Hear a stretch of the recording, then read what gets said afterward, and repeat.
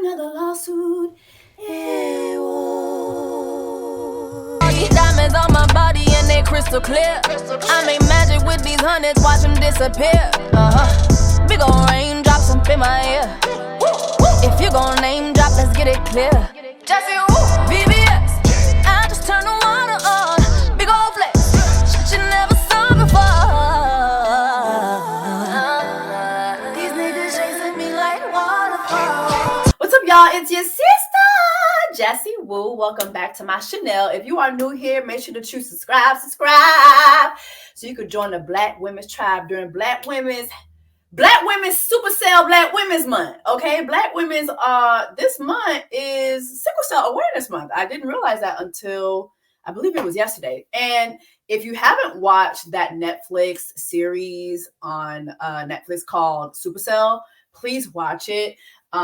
Sickle cell is a part of the storyline, and it's actually a very, very amazing series. So please watch it. But yeah, we're gonna hereby announce that during Black Women's Supercell Black Women's Month, okay, we are gonna go ahead and acknowledge all of those of you who have battled with the condition, and we're keeping you guys in our thoughts and in our prayers, and we love you. Also, September 15th starts Hispanic Month, Black Women's Hispanic Month.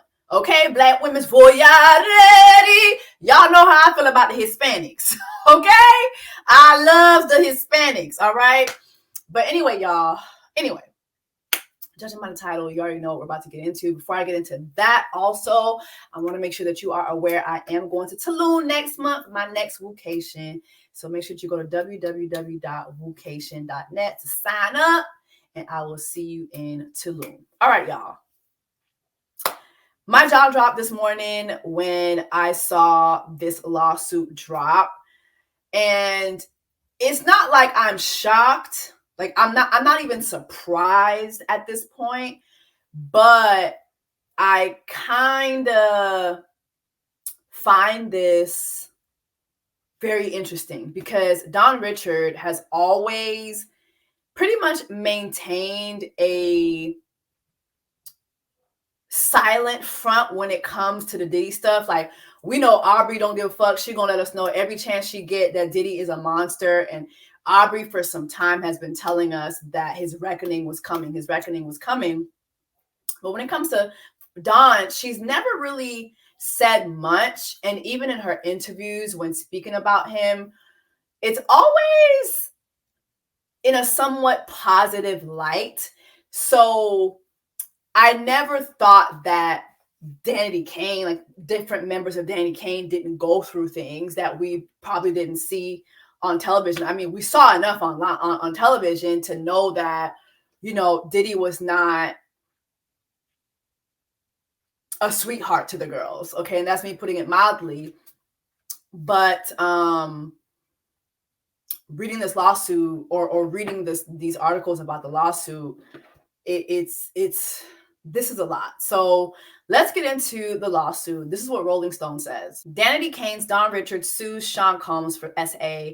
Danity Kane and Diddy Dirty Money member claims Combs groped her multiple times and threatened her life, becoming the 8th person to accuse the mogul of SA.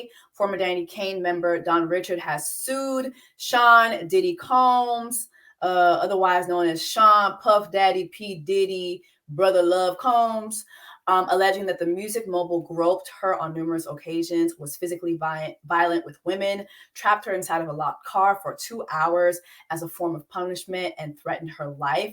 Richard, who was also in a group Diddy Dirty Money alongside Combs and singer Kalenna Harper, filed suit on Tuesday in the Southern District of New York. Oh, so this was this week. She has also sued former Bad Boy Entertainment CEO Harvey Pierre, who is facing 2 SA assault lawsuits stemming from his time working with Combs. I was going to mention that because he definitely has 2 other ones. You know who else is not here? Who the only reason he's not getting slammed with lawsuits right now is because he's in the afterlife. Andre Harrell. Okay. Andre Harrell, honestly, if you think, well, we all know that Diddy is a monster, but if you think Diddy is a monster, baby, hopefully one day the skeletons in Andre Harrell's closets will come out, because Andre Harrell is who made Diddy. All right, just want to put that out there. Allegedly. Allegedly. Allegedly. Allegedly. Allegedly. This is all alleged. From the time Richard met Combs while auditioning for his hit MTV series Making the Band in 2004 until her music career with Combs abruptly ended in 2012, she claims in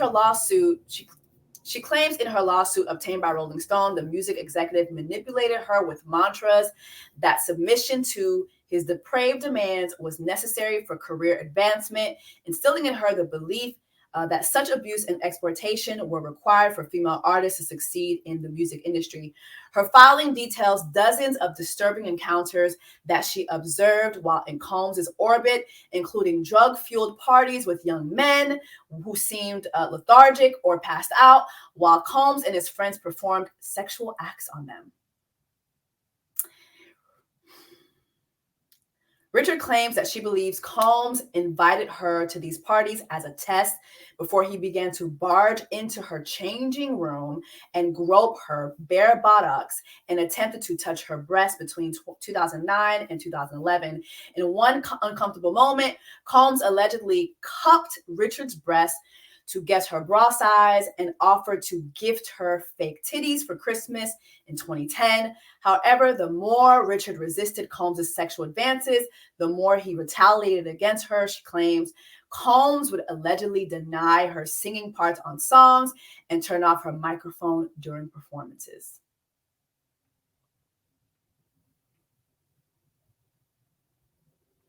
This is insane. Richard's lawsuit also supports allegations that Combs' ex-girlfriend, singer Cassandra Cassie Ventura, leveled against Combs in her sex trafficking and abuse lawsuit, which was filed in November. Richard's lawsuit also supports allegations that Combs' ex-girlfriend, singer Cassandra Cassie Ventura, leveled against Combs in her lawsuit, which was filed in November. Combs reached a private settlement with Ventura one day after it was filed. Richard claims she personally observed Combs choke and strangle Ventura and once saw him throw a scalding hot pan of eggs at Ventura before dragging her up the stairs of his LA home. When Richard says she tried to intervene and encourage Ventura to leave the relationship, Combs would threaten that he makes niggas go missing. And I end people, the lawsuit alleges. Reps for Combs and Pierre did not immediately reply to comments per the request. Richard's lawsuit comes 10 months after Ventura's, making her the seventh woman, in addition to one man who have since come forward to sue Combs with allegations ranging from sex trafficking, SA. Combs has denied any wrongdoing in each case. They don't mention the Michigan guy, Derek Lee, who just won $100 million settlement against Sean Combs. He alleged that back in 1997 that Puff Daddy, Puffy, Bill Cosby'd him and took advantage of him, violated him as he was basically subdued, passed out. When he filed his lawsuit, Diddy went to the Michigan prison where he is, because actually Derek Lee is currently in prison, and he's in prison because he's actually a sexual predator. But anyway, so while currently in prison, Diddy went to visit him. This is in the prison logs. He visited him and he offered Derek Lee $2.5 million to make the lawsuit go away, to settle the lawsuit. Derek would not accept it, so Derek went ahead with his lawsuit, had Diddy served. Diddy did not show up to the hearing, and so he was granted a $100 million settlement judgment, basically. But Diddy's lawyers are saying that they're going to fight it, and also they're saying that Diddy doesn't know this man. But how do you not know him when they have you on the prison logs? This man is locked up, won't let me out. And you took your ass down to the prison to offer this man $2.5 million to settle the lawsuit with you. This is in the prison logs. All right. Even Richards' first encounter with Combs was unnerving. Her lawsuit claims alleging the music executive showed a blatant disdain for young women auditioning for making the band, calling them fat, ugly bitches and hoes throughout her time in Danny Kane and later Diddy Dirty Money. Richard claims that Combs would make degrading comments about her body and physical appearance. You know what this makes me think?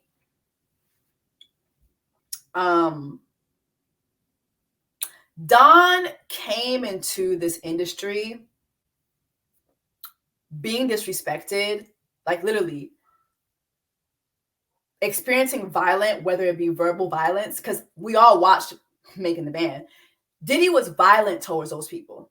Violence is not only a physical thing.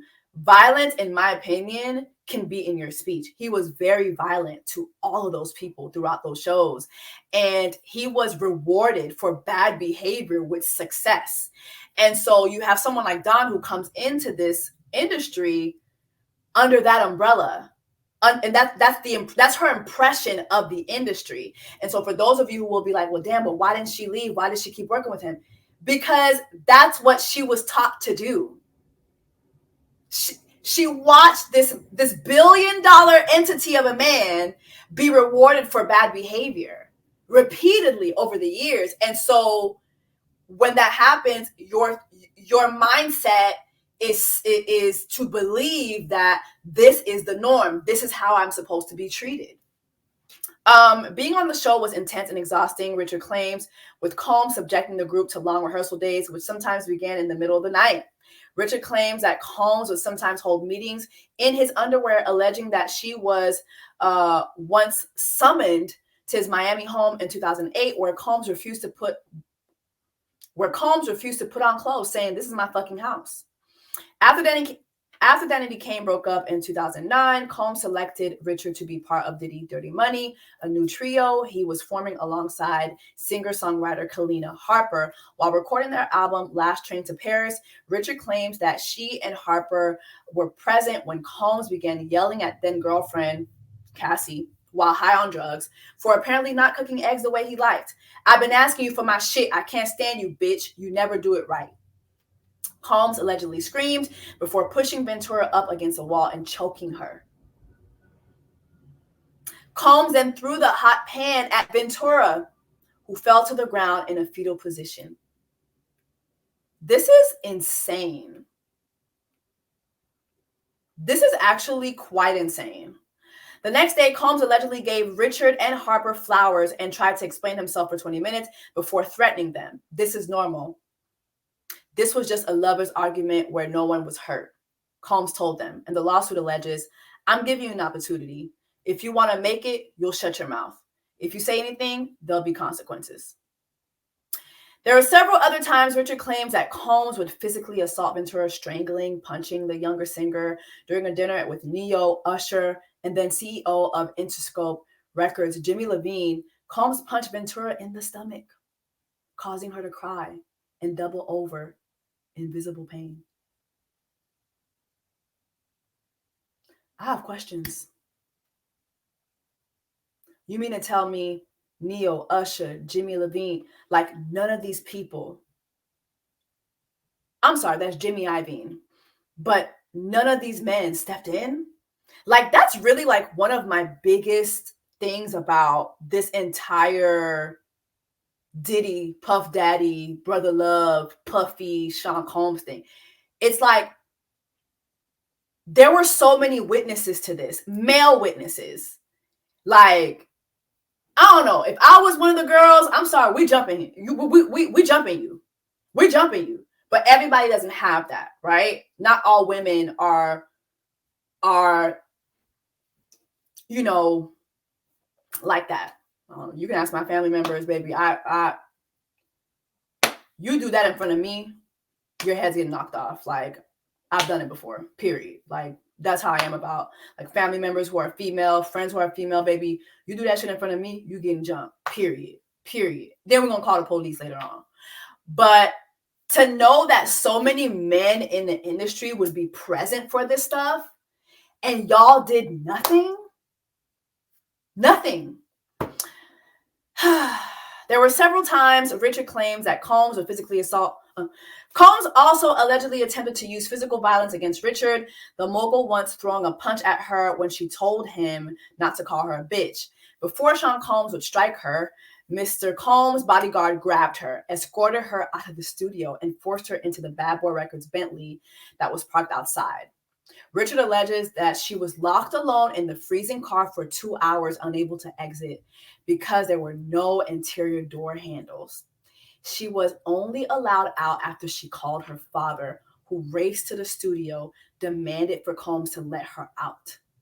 Later, Combs allegedly told Richard, "You don't call your dad unless you're in the hospital." Other women who were allegedly abused in Richard's presence. Around 2005, Richard claims that she observed Kim Porter, the mother of Combs' children, emerge crying from Combs' recording studio with visible facial injuries, including a lacerated lip. So Combs would routinely host parties where illegal drugs were supplied and young women, some who appeared underage, would be passed out as men performed sexual acts on them, the lawsuit alleges. This is a buffet, enjoying yourselves. This is what Combs would say. This is a buffet. Enjoy yourselves. This is what he would tell his guests. This is what we do. This is how we party. Richards is seeking restitution as well as compensatory and punitive damages. The amount is to be determined at trial. Combs failed.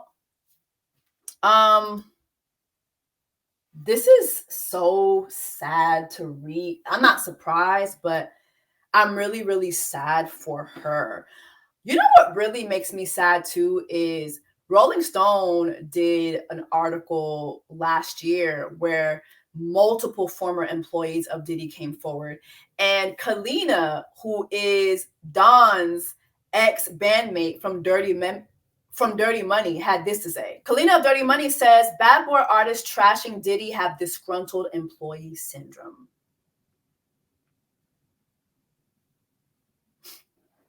What a thing to say. She was one of the many people. Carlina Harper was one of the many people interviewed by Rolling Stone for their scathing piece, documenting a 6 months of investigation into the Bad Boy founder's life, allegations, and horrific untold stories. The singer-songwriter says one of the highs of her life was joining Combs' Dirty Money group back in 2009. He was fucking cool as shit, she says, adding that artists who blame Combs for the trajectory of their careers may suffer from disgruntled employee syndrome. Mind you, in Dawn's lawsuit, she details that both her and Kalenna intervened and tried to get Cassie to leave Diddy.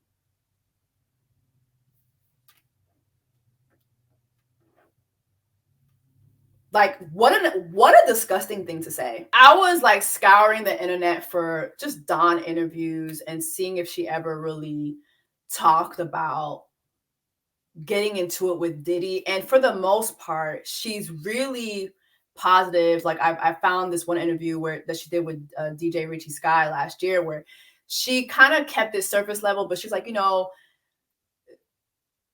Diddy showed her the imperfections of the industry and how things really happen. You know what I mean? And so she kind of kept it cute, but if you really listen to what she was saying, she's saying that, she was privy to a lot of unhinged, incorrect, violent behavior. She doesn't say those words, but basically. But then I found this interview that she did on Sway, and I want to play this excerpt of the interview for you. Well, what's crazy is when you know Puff's reputation, I don't think you ever thought of him to be anything else. If it was someone that wasn't known for being a hard ass, then maybe I would have understood. But he was definitely someone that had a reputation to be difficult. Well, let me ask you a question. If I'm gonna keep probably cutting you off, I don't need to be rude. Totally, no. All right, but work with me. I've seen Puff spaz out on people to the point where my heart jumped, like, and I'm a grown ass man. It was like, damn, I'm glad I'm not on the other end of that. What's the worst time you ever seen him spaz out? Yo, I'm about to air our dirty laundry. Okay. So, we we were coming to rehearsal in New York. We were doing Saturday Night Live. Yeah. And Kalenna and I didn't know we had rehearsals. And we were asking everybody, yo, when's rehearsals? They didn't know. We get to SIR Studios and Puff on us. He spazzes out on us. Like, and he was like, y'all don't want it. He always go with the y'all don't want it, the Jedi mind treatment. He makes you believe that you suck all to hell. And then you've been working all hours of the night, and me and him got in a huge. What did he say to you, like verbatim? I can't even go into detail. He was like, y'all bitches don't want it. Y'all don't want it. And I was like, Puff, why are you talking so loud? And I've kind of always, been respectful. I've never really went too out of line with Puff. I threw my purse down. I was like, well, you want to go? We can go. There was this chess battle that happened between him and I think everybody's eyes was like, Dawn. Like D-Rock was looking at me like, little bit, like, where you gonna go with that? And I think that was the first time Puff was like, yeah, I needed to maybe slow down on that moment. That was my first time both of us ever seeing a side that I don't think we've ever saw with neither one of us. Oh,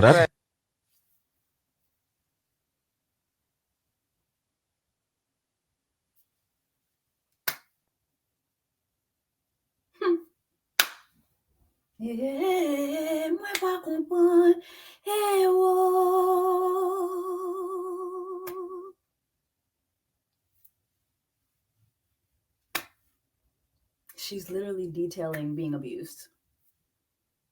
You bitches don't want it. You bitches don't want. You bitches don't want. Like, that's someone emotionally and psychologically abusing you.